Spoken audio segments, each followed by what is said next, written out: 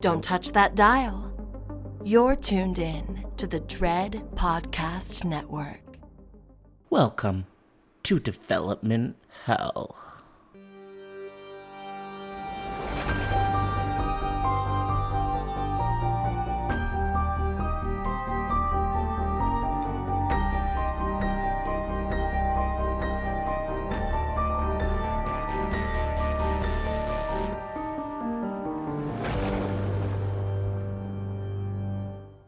For every horror movie that hits V.O.D, countless others end up D.O.A. Development Hell is the podcast dedicated to unearthing these cursed horror productions. We're going to find out what went wrong, and then decide if these titles still stand a shot at the green light. I am your host, Josh Korngut. I am the managing editor of Dread Central. I am also a filmmaker in Toronto, Canada.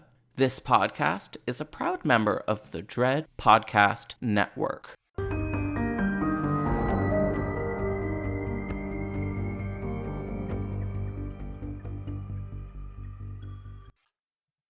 Hi, everybody, and welcome back to a brand new episode of Development Hell.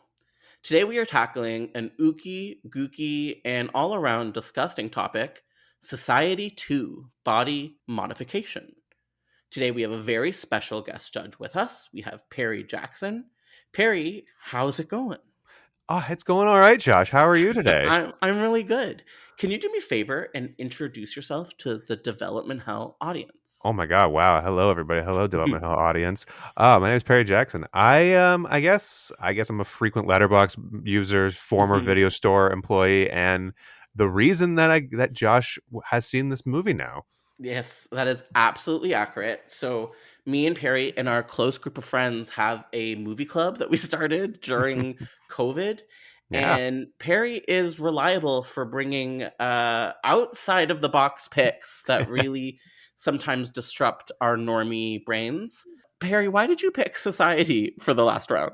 I think it's good. Well, we were doing specifically like a horror round for that time, and it was like I was trying to think of like what horror movies I was going to pick, and then I like part of me came to a lot of different ones. Like I was thinking about like what if I did Houseu to be like the weird person to do that one, or like what if I did Videodrome or something like that, which might refer to something relate to what we're talking about today.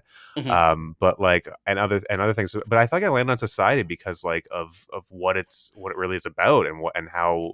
Just we're going to talk about more, but like just the overall nature of it, and I think it's just so strange and such an oddity of a movie to exist. Now that I've seen it, I really understand wanting to like ruin people's days with it. Like I just want to like sit people down and watch them as they watch this movie. We'll talk about what this movie is about in a bit, but I'm just wondering, what was your first experience with Society? So yeah, my first experience with Society. So I guess it was when Joe Bob's like his the last drive-in came back on Shudder. I think it was the first season. It was in 2019. And it was the second episode I remember, and he paired it with it was with Q the Winged Serpent, which is also a very good movie, by the way, directed by Larry Cohen. Great little winged giant Quetzalcoatl monster. And then he did this movie as a second movie, and I was like, and I didn't really know about it. I know my partner, who was a longtime guest on the show, Emily Gagne, was kind of afraid to watch it, or was always scared to watch it. And I think much like you were also kind of scared to watch it, kind of like scared about how goopy it was. So like, and I thought, okay, I'm just gonna sit down and watch it. And I was just like, I was so transfixed by it. And I think it was just like, it felt like just like a cheesy 80s movie, like a cheesy like 80s sex comedy romp kind of a little bit. And then it like kind of twists and becomes more of like just like a mystery a little bit, and then it becomes even twistier, which gets into the grosser elements of it.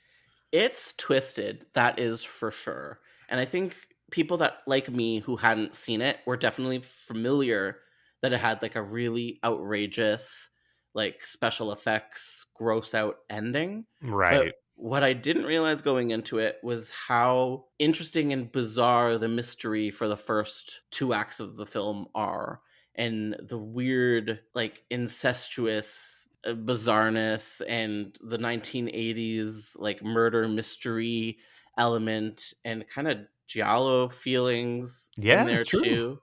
And it's like, say what you will about this movie, I can't say if it's good or bad. It's totally unique. It's unlike anything that I'd ever seen from the 80s or any other period. and I think that makes it important. No, totally, and like with the effects and how all practical and the practical effects use the time and how extremely goopy it is. Like it's So just like goopy. one of the goopiest movies ever, and like it's just like it's like a horror that I don't get all the time, or like something that you just you don't see today, really, honestly, which is so interesting and like you see culty kind of stuff, but nothing to this degree. Hmm. Perry, I'm just wondering, if gun to your head, what is this movie about? This movie's about, I would say, just a boy who experiences paranoia about the world that he's been indebted into because of society, but because of with his family, and like he's not sure about what's going on. He goes to see his therapist, who's kind of just like trying to basically kind of make sense of everything around him.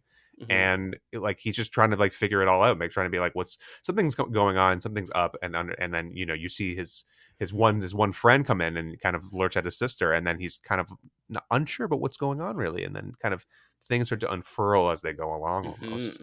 Yeah, the mask of reality begins to slip, one could even say. Exactly, with pulsating skin. It's gross. So, Society is from 1989. It is this American body horror classic directed by horror hero Brian Yuzna. Ooh. It stars Billy Warlock, Devin Vasquez, Evan Richards, and Ben Meyerson. And yeah, what you were saying is correct. It follows this Beverly Hills teen who suspects that his adopted family are acting weird as hell, and eventually it becomes clear they're a part of a nasty orgy cult who do really scary things. My question next for you, star Billy Warlock. Why do I know that name? What is this guy famous for? So he's famous for kind of a little bit of things. So he generally kind of came up in like little TV bits. So he kind of like started in like Happy Days, and he did a lot Mm, of like soap opera stuff, like Days of Our Lives and stuff like that. But what I primarily kind of know him from a little bit in TV wise is like he did Baywatch also as well, around 1989, like the first two seasons of it, which mm-hmm, which was very popular. It was very popular at the time, obviously, because of many mm-hmm. many reasons. But and yeah, he did a lot of that, and then kind of did little bit parts on TV, not a ton of stuff, but like he hasn't been in a lot of things recently. But I think one of the better, more crazy parts about him is that he was in Halloween 2 from 1981. What? Who is he in Yeah, Halloween 2? he played the character Craig. He's like a high schooler who like Okay. I think interacts with Dr. Loomis at one part, like during like around I think it was around when the first, I can't remember exactly when, but it's like he's like kind of like a bit part. But I think it's because his dad was a stunt person on that movie. Cool. Nepo Yeah, baby. exactly. Yeah, it's all the rage. Yeah, it is. Also, does that not sound like a porn name, Billy It is Warlock? very horny, but it also sounds so cool. Like it sounds like Nick Yeah, Nightingale or something like that to me, it's where it's like, so cool. yeah, just like I want to be friends with Billy Warlock. He's like A-list hot. And also, Yeah. I might have to say this as well, A-list talented. He really carried this bizarre movie on his shoulders Oh, the whole right, time. totally, 100%. Like you really believe his paranoia and like the way what he's going through and how and everything. Like he's the one who just like I can see everything that's going on. It's so weird, and everyone's just like, "Pff, Billy, come on now." It's just like Girl, you're yeah, crazy. Eat yeah. your maggot apple. Like, no. Okay, therapist. So yeah, Billy starts to suspect that things are not as they seem in Beverly Hills 1989, Mhm. and it turns out he's right. So I'm wondering, could you fill us in? What turns out to be, like, what is his fate? What has his paranoias been leading towards and turn out to be true? Well, his paranoia has been leading up to be like he finds out first about like his sister being all like his her coming up party was a coming up party of sorts in a way, let's say to say so to Mhm. speak, as he hears on the tape recorder. But he learns about his family kind of being in this weird little cult that just likes to kind of do, first we dine, then we copulate, as they say, Mhm. and Mhm. basically kind of mush together and exchange flesh and organs and morph together and become one gross object, essentially. Which honestly, as disgusting as it is, kind of sounds beautiful. Uh, in a little bit, I'm going to ask you more about what shunting is, because it is, in It's on my everybody's opinion, mind. it's on everybody wants to know about shunting, and you know what? They're going to figure it out. But for now, I kind of want to talk about the man, the mystery, the icon, Brian Yuzna.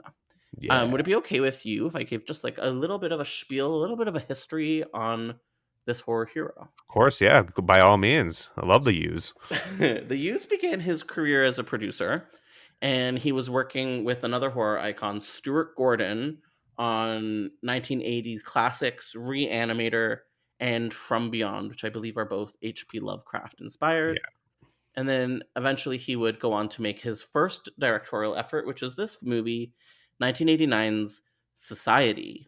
He would also go on to direct a slew of bizarre horror sequels, which included Bride of Reanimator in 1990.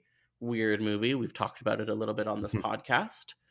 Then there's Silent Night, Deadly Night 4, Initiation. I know nothing about it. We're going to have to chat about it because I have so many questions.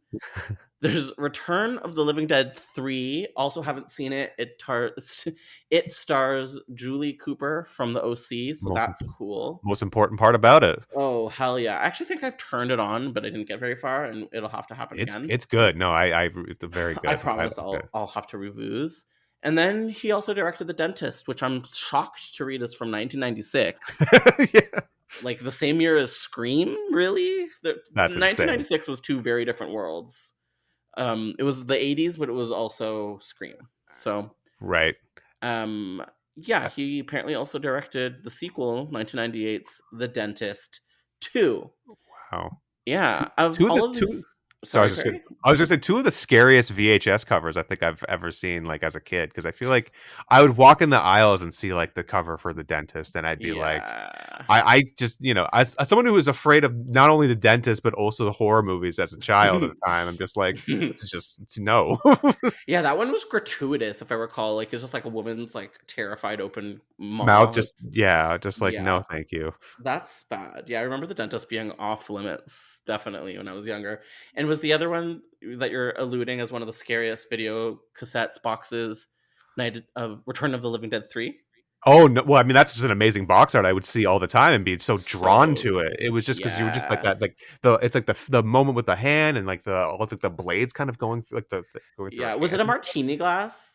Was it a martini glass with an eyeball, or was that number 2? It doesn't matter. I don't remember. Maybe it was a 2. I don't remember. But 2 had the cool cloud cover. I remember that. But But so what was the other box? Was it The Dentist and The Dentist 2? I think it was just like The Dentist in general. But like Return of the Living Dead Part 3 was just like a very important one, and it was just like it was something I would see every time, no matter what. It's like that, and like Child's Play 3 probably there too as well. Child's Play 3. Was it was just like his face? It was really big on that one. Yeah, and there's some blood coming down. I think his lip a little bit too. Yeah, it was weird. Yeah, I like number 2, like Sorry Jack. Oh, Chucky's back. That's the class. Right. So it's a good one. Also, that's like a great movie too. So it's like both great box art, great movie. Yeah, unlike the third one, great box art. Rough movie. It's the end of the sentence. Yeah.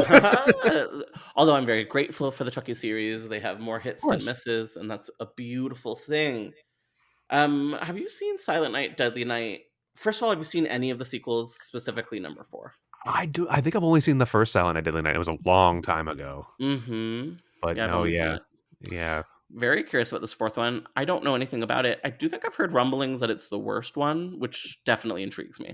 And I know it has some body horror elements as well, and I don't know it has some. I think like some like not cult stuff, but more like sorority stuff. I think too, which is interesting. But it again, like it's like this and like the toy maker. So on Deadly Night 5, the toy maker, both are like kind of get away from all the Christmas stuff, mostly of the 3 films. I think I love when it's just like, well, we're just gonna keep the title Troll 2. It's fine. Yeah. Very funny to me. So Brian Yuzna, pretty cool guy. Have you seen or are you familiar with the Reanimator movies? I've only seen Reanimator 1, the first Reanimator, which is just a beautiful film, just an amazing, incredible, just gross movie that's just both hilarious and disgusting, which is like 2 of my favorite things. Right now I'm looking at this like miniature toy coffin that our mutual friend Jules got me, and it's what I keep my pot in. Oh wow! And it says and it's like the Reanimator poster on it. It's a lot awesome. going on. A lot going on with it, and I like it a lot. And Jeffrey Combs, man, what a babe! What a babe! And also the star of another movie club selection of late, House on Haunted Hill. That's true. Yeah, playing himself. He's so hot though in Reanimator. He is Like very hot in Reanimator. right up there with my like all-time crushes, probably. Have you seen him From Beyond? I actually never seen From Beyond. Much like Society. It's also very equally goopy, like it's incredibly goopy. Interesting. I didn't know it was so goopy. It's a That very makes goopy sense. movie. Also, he's good in Castle Freak as well too. Oh, I have seen Castle Freak. Yeah. That is a movie I've seen. Emily, your partner, and my friend, we made a short film, and it went to a film festival that I think had the world premiere of the Castle Freak remake. Oh And I wow! remember Yeah. thinking that I had made it. I was like, "This is it, baby. You're it." And I still think that. Hey, yeah, I think so. I mean, I think it's streaming. I think it's streaming on Shudder. I think, or streaming somewhere. I imagine so.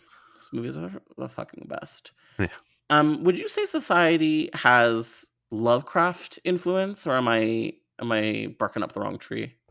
I suppose so. Like, I think like I'm trying to think of like things like like Color Out of Space and stuff like that. And I think that has a lot of like kind of those goopier elements about like things kind of becoming like kind of transhuman stuff of like things like kind of morphing into other stuff and whatnot, and like kind of Mm-hmm. like the out of body experience, or like the body experience of just like the unexplained about things like forming into one another almost. Yuck! I don't love it. Have you seen the poster for Infinity Pool yet? I watched the trailer for Infinity Pool not too long ago, and I have you seen, because I love I Cronenberg? mean, yeah, well, Brandon Cronenberg, I actually really like. Was it Possessor? Possessor was really good. Mm-hmm. Very strong movie.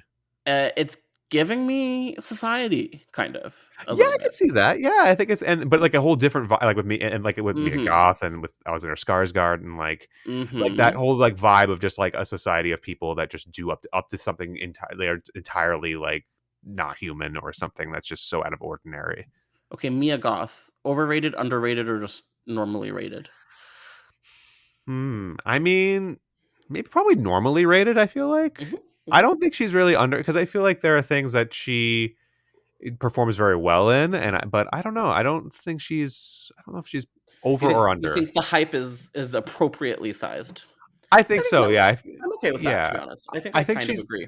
riding that fine line. I think, because I don't think she's overdoing it or underdoing it. But I think people could. I mean, depending on how you feel about Pearl, you could say maybe she's overdoing it. But I feel like she's kind of in that range of doing it almost pretty much normal. I didn't love Pearl. Famously didn't love Me Pearl. neither, honestly. Oh wow. Okay, good. But Good. I I wouldn't need say I hated it, but I didn't love same. it either. Yeah. But I will say she's very good in it. Oh, She's totally, doing the best she can do, but I think he needs to reel it in a little bit, totally. tighten it up. But yeah, she's great, and I honestly hope that she gets award season recognition of some kind.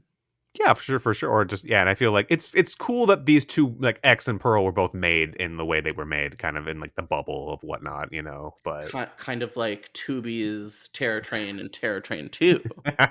yeah, Very were they both similar. made in the same? Were they both made back to Yeah, back? yeah, Oh yeah, wow, yeah, cool. That's yeah. great. And then one was released at Halloween, and one was released at New Year's. And Hey, good for them. Good for yeah. them. Haven't seen either. Probably never will. No, I'll stick to the original. Thank you very much. Which I also don't love. It's not very good. It's fine. People love it. People say it's like the coziest horror movie of all time, and I say, There's cozier. what about Black Christmas, honey? Like, come on. There you go. Even Prom Night, even too. Oh yeah, Prom Night's cozy. Prom Yeah, Night 2, also pretty cozy. so cozy. Yeah, definitely. Okay, what do you think society is talking about? What do you think is the thesis of this movie? What are the lessons learned? I mean, I guess the rich will always eat the poor, I think, no matter Yeah. what. And like, Mhm. I mean, it could be in the sense of this movie, it could be so literal, or it could be just as like metaphorical in the sense too. Like, I mean, I think this kind of movie feels evergreen, I think, too, about kind of its message about Mhm. like how the rich eat the poor, and how Mhm. just like no matter what, no matter what, there's always gonna be a society of people that are just gonna always think they're better than you, or better than whatever. And like, it's just relatable in that kind of sense, but in terms of like business sense, in terms of like political sense, in terms of all that kind of stuff, like it's so wide Mhm. swath in its way of kind of approaching this issue. You're totally right. It totally feels evergreen. It feels as relatable today as it did in the late 80s. And the late 80s were like all about this sort of hyper wealth, hyper, Yeah, excess. right, because of the Reagan era, of course, as the Reagan era was like Hmm. winding down, and we were entering the new Bush senior era. Yeah. What I will say about the late 80s, it's the hottest era. I think everyone's so hot. The hair is now an appropriate size. It's not so fluffy. Um, Nice poof. yeah, I'm not here for the poofy 80s hair. But by No. 1989, like, people were looking pretty fine, I have to Yeah. say. California Dreamin', am I right? I always like to think that the hottest Friday the 13th cast was Seven. Seven does have a hot cast. I mean, I like Four's cast a lot. I think they're pretty hot. They're very well. Crispin Glover, hot, hot, Yeah, hot. and there's and a lot of the not very much Crispin Glover and like but like and I do like in is it six? Is that has Tony Goldwyn? I think. Who's Tony Gold? Oh, the mustache. No, he's like the guy from like Ghost as well as he's also like in like The Good Wife, I think, or something like that. Oh my god, I can't remember all the stuff he's been in, but like Mm, but yeah, he was one of those, and then but no, I think yeah, Seven does have a very hot cast. so hot. First of all, the lead, fake Carrie, Oh what a right. hottie, and then evil blonde, so hot. And they're kind of all the only two people I can really remember. But that's Yeah, the like rest. four, because like four with four, I can remember like the twins and like the I two feel like I one like remember all of them in four. evil brunette or like the brunette who's like the nice but like still nah. But Mm-hmm, like I mm-hmm. mean Corey Feldman, I mean how could you forget Tommy Jarvis? Oh Obviously, yeah. Weird bald Tommy Jarvis, yeah, incredible. And then five, I absolutely remember all of those kids for some reason. Probably because I yeah. saw it not so long ago. I think I need to rewatch five. I feel like with Friday the 13th coming up, I feel like I should revisit five because I It feel like I haven't is seen it in a bit. terrible, but I I love know, it. But I love it. yeah. I I know love it's it. not an unpopular one, but it's one I It's don't watch very often either. it is Quentin Tarantino's favorite Friday the 13th, That's which just wild. proves that he's an absolute lunatic. Yeah. Truly, and I really like that for him. Okay, I promised everyone earlier that we would, come back around to shunting, and I really think that we should. Okay. So, we've been talking about how goopy and ooky this movie is, and when we're talking about the goopy ooky oo, that's basically what shunting is in this film. Oh, Do you want to just remind us like what is going on in this finale? okay. All right. Where to start? Where to start? So with shunting, so as we see in society, you see the one character. I think it was one of the doctor characters. I can't remember his character name, but he, we'll get to and for now, the big part, we will get to the bottom of this, where he extends his arm into the, I believe, crotch area of one of the students from the high Oh, school, and it just goes all the way up through one would could imagine it goes through all the way through his body with the hand of him going right through out of his mouth yeah. and with his fingers going through the eyes. Oh, it's really bad. It's Yeah, not a it's nice way to go. no, it's not, and it's just a weird, it's just so disgusting. I mean, you can look up the medical term of shunting, of just like transfusing like bodily fluids and whatnot, or other fluids like blood or Oh. whatever to other organisms and stuff, and I guess it's like a weird, that's basically what they're doing. They're just like sharing all their organs and blood and fluids. And then and then yeah, they start to like stretch and yeah, like sort of become very deformed, and Yeah. then their faces show up at places they shouldn't be.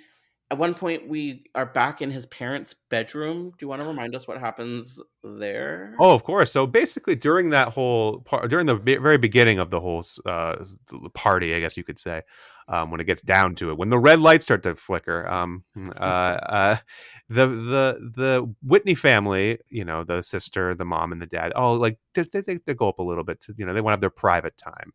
And when Bill opens the door to witness, he sees, I believe, the dad's arms used as legs. I think his body morphed into her as well, with the mom's head on the top of the body, and they start to lunge at Bill, and Bill's scared. Like Bill's just like, oh, he's just worried. And then in the crotch between those two arms, it's his sister's head just pops out of there, saying, "Hi," Hey. Yeah. yeah, and it's horrifying. And then, but you know, obviously there was a famous line at the beginning of the movie where he says, "Fuck you, butthead." And, as we see, the man's ass, his face is in his butt. And he says, "Well, Bill, I guess you're right. I'm a butthead." I really am a butthead. Yeah. Really upsetting. Yeah, And it's I am glad I didn't see this as a kid. Because I think I'd be a different person. I don't know how, I can't imagine anybody seeing this as a kid. I can't. Oh, and I'm sure there are plenty of you out there listening right now that was like, yeah, I listened to this as a kid, that watched it, and now I'm a butthead too. I mean, I watched Beavis and Butthead as a kid, but like I Honestly, didn't think that's scarier to me than it was pretty scary. I didn't light anything on fire though from that watching it. Luckily, I just Beavis I and learned. Butthead really gave me the uncanny valley belly feelings. I could see that Yeah, just because the weird way they're drawn and everything like that too, and yeah, they sound. yeah. I didn't like them, and then they had scary music videos, like the war music videos. Really, like shook my world. But they put some good stuff. They would watch some good stuff, and they did have good like music commentary. I would Oh say, like yeah. they were pretty. They knew what was up. Oh, they for sure did. They had Tori Amos on there. Yeah, they were not even down with new metal. They were like, Korn is really derivative, and I'm like, wow, they were on it. It makes sense because then we got what else did Judge give us? We got Daria and we got King of the Hill. Yeah, and Silicon Valley. Oh my god, I always forget. Jesus. And Office Space too, of course. So. Ugh, also just like weird uncanny valley tummy feelings all of that. Totally. Perry, are you familiar with a certain Screaming Mad George? So I am familiar with Scream Mad George. He's a very awesome special effects artist from Japan. Yeah, 100%. So Screaming Mad George is from Osaka, Japan, and is known for their absolutely absurd, surreal, and hyper gory uh, music video and film effects. So some of his earlier works was on movies like Big Trouble in Little China, Predator, A Nightmare on Elm Street 3, and Nightmare on Elm Street 4, specifically the cockroach death scene. Ugh. Yeah, and Arena. He also did a movie. He also did a movie called from 1993 called Freaked. It's like a comedy with starring Alex Winter. What is that? It's like it's a wild movie. So it's like I watched it for the first time last year because then they played it at the Toronto at the TIFF Bell Lightbox with like a 35 millimeter, and it was just like this wild movie about Alex Winter plays like this actor who's just like kind of like a scummy guy who just like does all these deals, who's just like, oh, I'll just sign whatever, just as long as I get paid or whatever. And then what he does, so he takes this one deal and it brings him out to this weird carnival like place that's run by Randy Quaid. And basically, he just turns people into freaks, essentially. So he has all this gross freak work. And Screaming Mad George has so much great, amazing freak. Turned Keanu Reeves into a dog.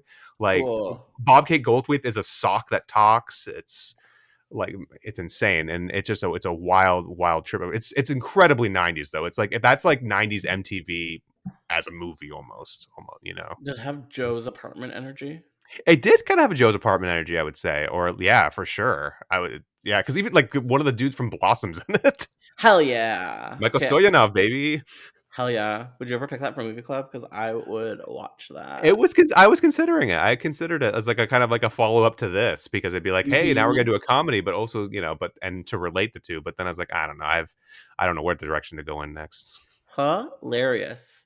Yeah. Perry Jackson. Before I move on to talking about the graphic novel follow up, I'm wondering, do you have any other like final thoughts, final information tidbits for us about the first Society movie? I think one of the funnier bits about it is that like Society came out in 1989. Obviously, I think it got more distribution as it kind of came around into US in like 92, which is it's a bummer. And I think more people did get to see it. But what's really interesting is that Brian Yuzna has a story writing credit, I believe, alongside Stuart Gordon on Honey, I Shrunk the Kids, which was also a movie that came out in 1989, and because they wrote an original treatment for it, and then and Brian Yuzna was originally going to direct that, but then he couldn't agree on the title because he wanted to call the movie Teeny Weenies. Oh no, which is a bad title. So he left because they couldn't agree on the title. Honey, I Shrunk the Kids is maybe the best title in cinema history. It's so good, and Teeny Weenies is for sure the worst. It's awful title. And then he made Society after this. So which is a perfect title. Yeah. You know what my favorite title that could have been terrible but turned out great is Beetlejuice. Do you know what they were going to call Beetlejuice? Oh my god, it was Ghost Yeah, something? you're very close. House Ghosts. House Ghost, that's what it was. Yes. Like Like House Guest, yeah. like what? I couldn't get Yeah. House Ghosts. I didn't really catch that. That's kind of funny, but not funny enough. Nope. I'm glad they did it. I really liked the sequel title Beetlejuice Goes Hawaiian. That's an amazing title. Really good title. Yeah. Never will that movie be made. And then No. maybe it's okay. I've read the script and I don't think it's 2023 appropriate. No. I don't think so. No. A Wow. lot of Polynesian appropriation, and Moana would have something to say. She'd Yeah. say, "Get out of here." Yeah. Um, Let it go. let But that's let it go go go go go. yeah. Hilarious. So Perry Jackson, would it be okay if I gave a little bit of insight on the graphic novel Yes, of please, because Society? something I don't really know too much about, honestly. Oh, so there is. Okay, so we're here today ultimately to talk a little bit about Society 2, Body Modification, the unmade sequel that never happened, but an official extension of the universe that did happen is this graphic novel that came out in 2003, which was titled Society Party Animal. Yes. Written by Colin Barr with artist Shelby Robertson, issue 1, and Neill Cameron, issue 2.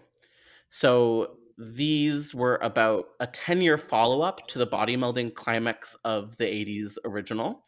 And I believe we were going to see the lead character sort of find his revenge on the society cult. It's interesting. It's really Yeah. interesting.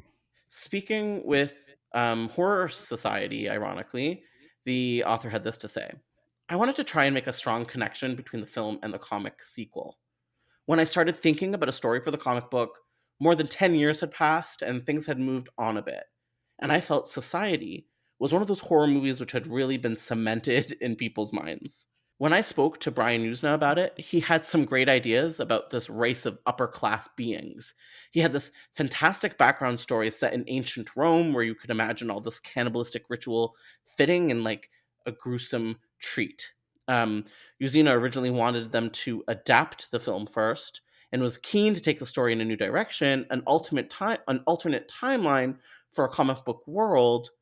And we had a 3-book story arc which took the setting from London and Rome. That's interesting. That's really interesting. Very interesting. So something that our film club was debating was this society, are they supernatural? Are they just humans that have been around a really long time? They say explicitly in the movie, we're not aliens. We've been here as long as you. But I think that leaves a little bit of ambiguity about, are they really human or are they something a little bit different that's just been here with us this whole time? Exactly. What do you think about that? I think, yeah, it's just like it's something that like we can't. It's unexplainable. Like it's something that's been here forever. That like how long have they been around here? Have they been around? Maybe not since before '89. Like have they been around with like have they been like the Egyptian period? Were they around in the colonial times? Were they around? Uh-huh. You know what I mean?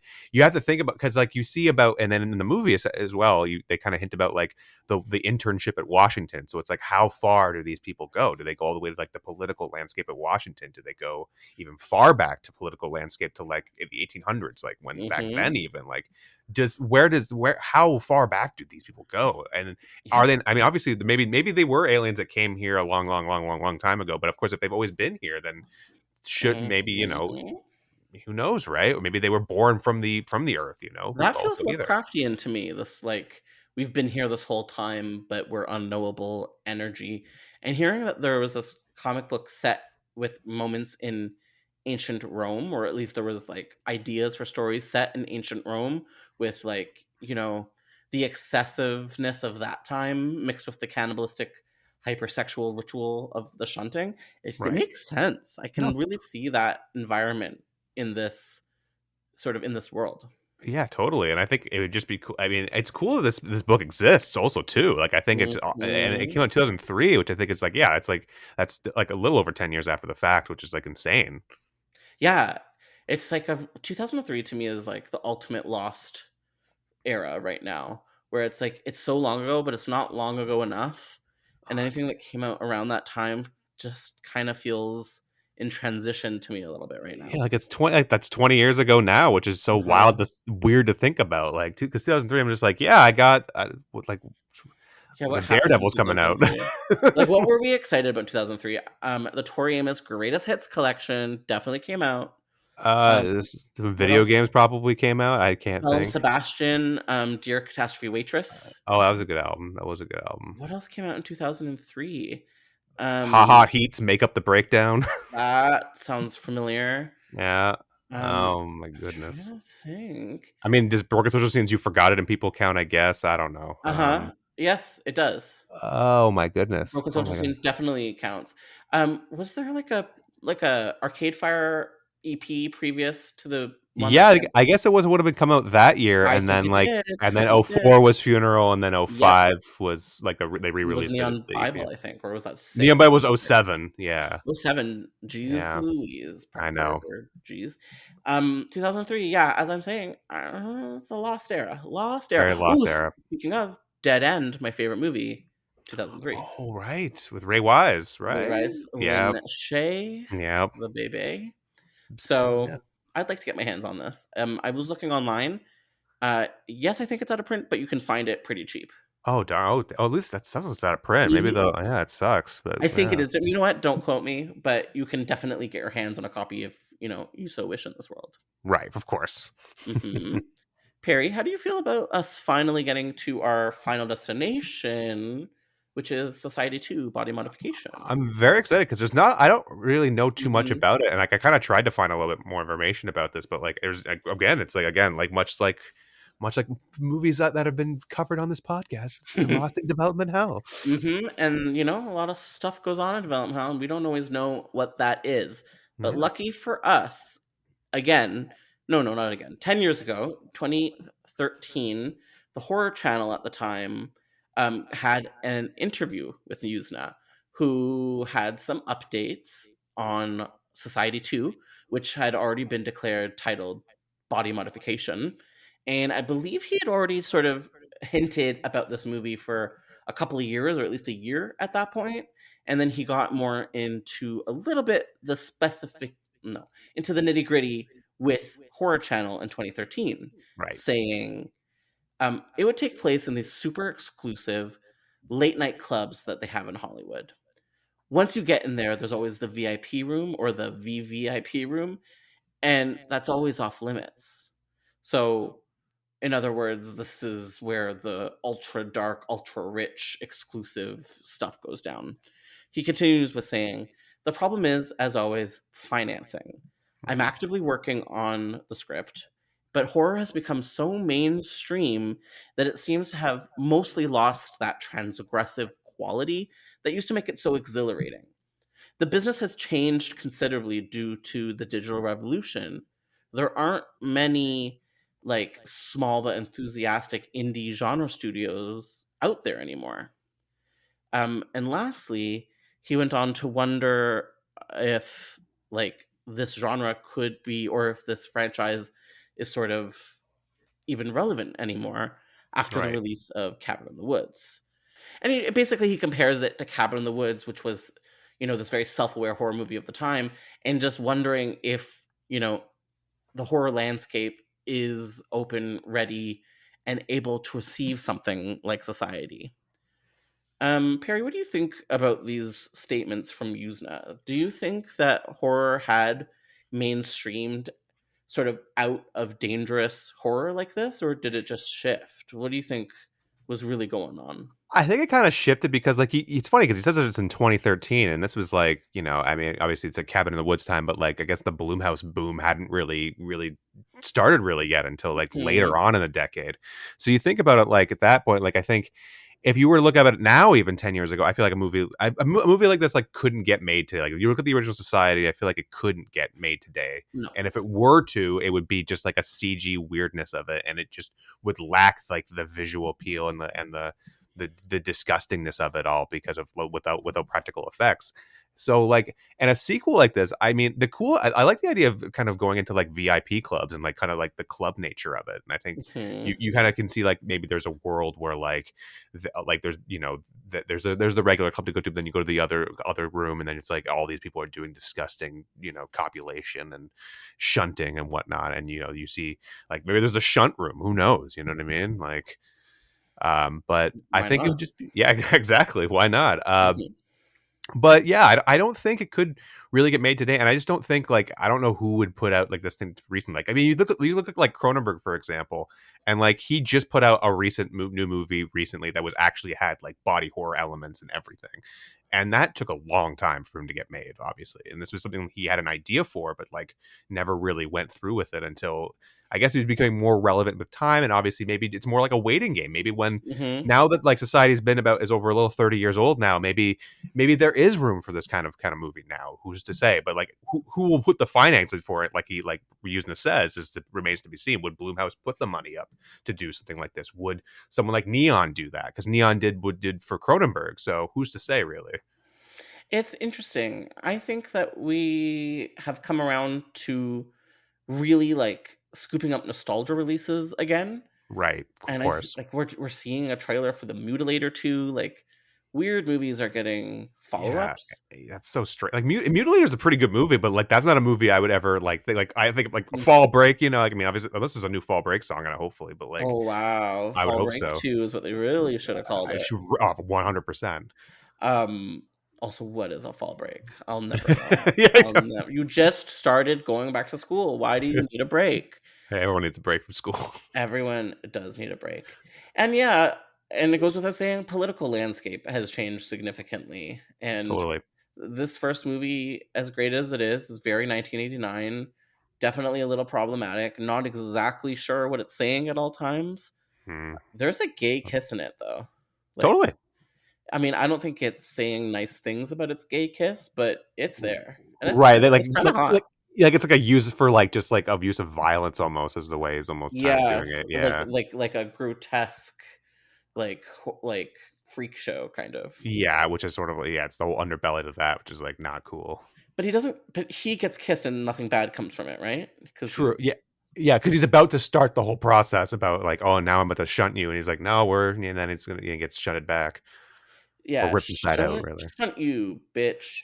Yeah. I don't want to get shunted. That's my hot No, yeah, I mean, hot take. you shunt. Yeah, you're You the need shunter. scent.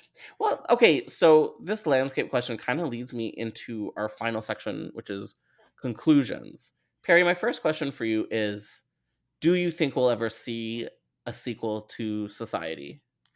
I honestly don't think so. Like I mean, unless like I honestly don't think so. Unless there's like the idea of it, maybe like the best I could see it is if they rebooted it or did a whole thing about it, maybe like I made it different. But like I can't see like a logistical real sequel to Society, like or at least the idea what we're led to believe about Society. So it's like Mhm. I don't know if it could come out, and I don't know who would finance it. I don't know who would put it out. Like he mentions about like the small scale studios that would not put out something like this, and there aren't a lot of small scale studios. Like most of the things, it's like you have to like pitch it as like a small scale project, and then eventually maybe that small scale project will become a bigger scale project. But it's like Mhm. who's to say? Like would there be a Society 2 pitch? Could crowdfunding make Society 2 happen? Who's to say too? But That's like interesting. but I don't Maybe. know. I don't know if like there's enough people out there to garner to want that. I don't know if there's enough demand for it either. I'm not sure either. What about just a project on TV or in film just called Society? Yeah, That's I mean, something that could happen. I think you could easily turn this TV into like a TV show, like into like an 8 episode arc or something like that. That could just even if you just like adapted the text to like made it and maybe contextualize it to a modern setting, and then just use cell phones or stuff like that. Make it 8 episodes. You could easily do that. Yeah. Would it be better as a TV show or as a movie? I mean, I don't really know because like I don't know. Would it be like would it be like a half-hour show? Would it be like 8 hours? Would it, there's so I'm many seeing like questions. an 8 episode Fleischman is in trouble energy. Yeah, like a short, like a quick limited series kind of Yeah. vibe. Set it in Manhattan for some reason. Give it a little bit of an eyes wide shut vibe. But I mean, yeah, I mean, Emily was saying actually, my partner was saying that during it, was very eyes wide shutty the whole movie itself, and it's Mhm. like, yeah, and like you kind of that kind of atmosphere could still come back, like that kind of cult aspect stuff. And people still make cult films. Like you look at like the new Black Christmas that came out recently is Oh very yeah, cult like, and like Midsommar. yeah, Midsummer, of course, like, you know, and it's so something could happen hopefully, but like I don't know, like a TV show could work, I think, for sure though. Eyes Wide Shunt. As yes, Yeah, that's Emily there Gagne's it review is. on Letterboxd, by the way. So you go like that. All of that aside, Perry, would you want to see more Society, or do you think we should leave it let lie? I mean, I think the first movie is such an interesting treat. It's such a very like insular thing of like one object of like one movie that never got a sequel or anything like that. It's so like it's cool to have those singular experiences for one movie. Like, would I like to see more? Sure, but would I like to just see more body horror in general? Of course. Like, I feel like body horror is like a genre that you don't see as much, and like you see like see with Brandon Cronenberg lately, and David Cronenberg kind of making more of his comeback lately now with Crimes of the Future, and Brandon Cronenberg's son making more stuff. But like Mhm. you see that kind of coming back, and you see some other like little bits of body horror, and every once in a while, like I think for example like Bones and All even had a little bit of that with cannibalistic stuff and too, and that was a bit more of that kind of aspects. So I'll always take more of it. It's just whether or not like I don't think I need a sequel to Society, but I'll always take more body horror in general. I think that's a good answer. It's kind of Yeah. meeting me in the middle.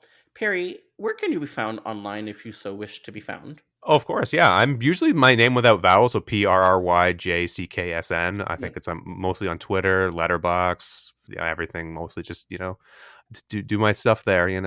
Amazing. Follow him. And Perry, this was so fun. Thank you for Yeah, introducing me to the disgusting, goopy world of of course, Society. It needed to happen eventually, and I'm glad that it's been done.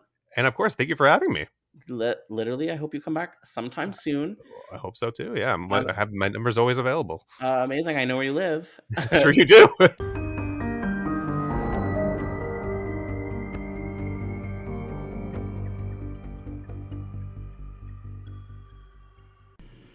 Thank you so much for listening to Development Hell. If you enjoy this podcast, then please do us a major favor of leaving us 5 stars and writing a positive review. It really makes all the difference in the world. We'll see you next week with a brand new episode of Development Hell. Thank you for listening to the Dread Podcast Network.